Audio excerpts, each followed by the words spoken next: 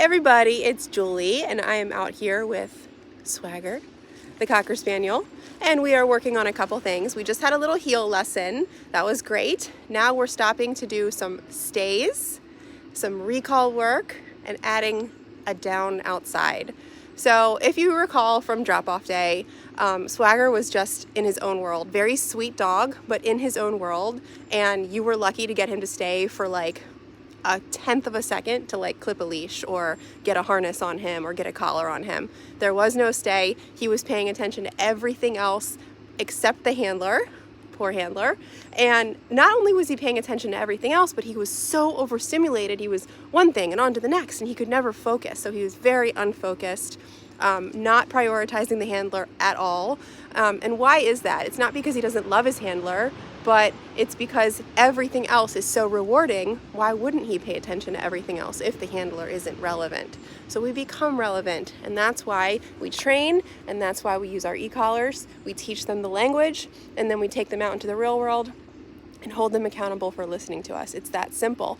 Then listening becomes rewarding, and that's how you become relevant to your dog. So I know that I've been talking, but in the back of my mind, I'm watching him because we're also training. I put him in a sit and I told him to stay, so that doesn't mean he can just get up and walk away, or else it defeats the purpose of the sit and the stay. If you don't have a reliable stay, it really defeats the purpose. If you're telling your dog to sit, giving them a treat, and they get up and walk away, it's not gonna hold up in the real world. Definitely not in a real world full of squirrels and deer and lots of fun things, right? So look, good boy holding that sit. If he were to break or make a mistake, I just say N-O, tap the remote, put him back in the command if needed. Okay, so let me flip the camera around. How do we get a reliable stay? First, we have to teach the dog to stay, which usually turns into a sit or a down. And then we start to add distractions and things that might make them want to break the command. And those include two things. One, something the dog, I think I accidentally hit the stop record button. One, something the dog might want to be running towards, excited about, people, other dogs, things, food, movement, distance, might get them to want to break their command. And the beautiful thing about e-collar training is that you can communicate off leash at a distance. You can't do that without the e-collar. You always have to have a leash on. And number two, we proof against things the dog might be scared of and want to run from. So they either want to run from it or to it. Both things they learn to stay. And that's how it becomes reliable. So things the dog wants to run towards is easy. Baby talk, crouching down, rolling a ball, rolling a toy, ringing the doorbell. Things the dog might want to run from, the vacuum cleaner, garbage cans, garbage trucks. Okay, so watch. I'm going to crouch down. This is enough to get a lot of dogs to break command. Oh, he's so cute. Good. I'm going to reward that because he's really trying. Good boy. Stay. He's a baby boy. He's so cute. He's so adorable. No. I didn't get to click because he already put himself back in the sit. So that's good. He's responding to my no. He's a baby boy. Oh, he's so cute. Oh my gosh, even better. You see him lay down? That is a coping skill. No. Stay.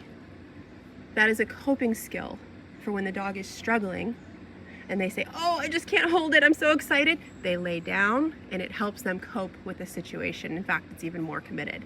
Good. Now, since I didn't put him in a down, I'm not going to enforce him staying in the down. If I put him in the down, that would be different. Good. Now, how does he get out of this? It could either be a release. No. Good. See how low I am? I'm at a 4. But every time he makes a mistake, there is a consequence. He goes back into command. It turns off. I reward him. Good.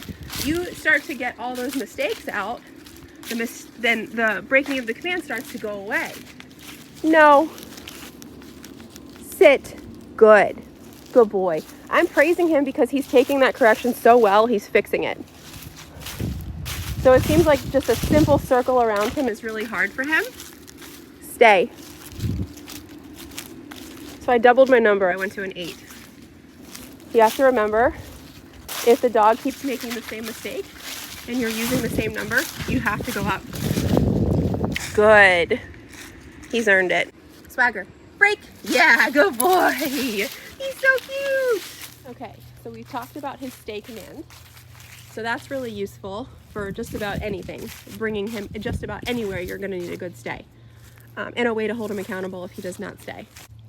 Let's talk about his recall. So recall is also kind of important. It's a way to get the dog to you that is non-negotiable, okay? And it allows you to have them off leash. So the pattern is COME, tap the tone, praise, and he sits or downs somewhere at your feet. Good boy. Nice work. Sit. Oh my goodness, good boy. Good job. Stay. So he can't just get up and walk away, so I'm clicking. Stay. The recall does not end with coming to your feet. The pattern is he comes to your feet, he stays even as you walk away. He doesn't get to come and then do whatever he wants or come and jump on you, okay? So we really want to keep that tight. Recall is coming, sitting or downing somewhere at your feet, unless you're calling him into a walk, okay? So let's keep practicing that. Swagger, come, good boy, sit. Wow, good job. Clicked a couple times there because he didn't sit. So like I said, this is just working through the small stuff. He's really good boy. He's really trying so hard. I have his attention, he's trying. Now we're just working through little stuff that he's literally only been doing not even 2 weeks. Come, good boy. I like that. Sit. I don't like when he goes through my legs, so I'm gonna back up and call him again. Sit. Good boy. Stay. So we just kind of shape the behaviors that we want. We disagree with the ones that we don't like, and then we praise the ones that we like. All right. Come. Good boy. Sit. So he said the last time I went through her legs, I got corrected for it, and then she recalled me again. So this time he offers me the right behavior. Good. And I praise him for that. Good job, buddy. You're so good. Stay. He comes and he stays. He's not fussy with it. So now I'm going to release him. Break. Good boy.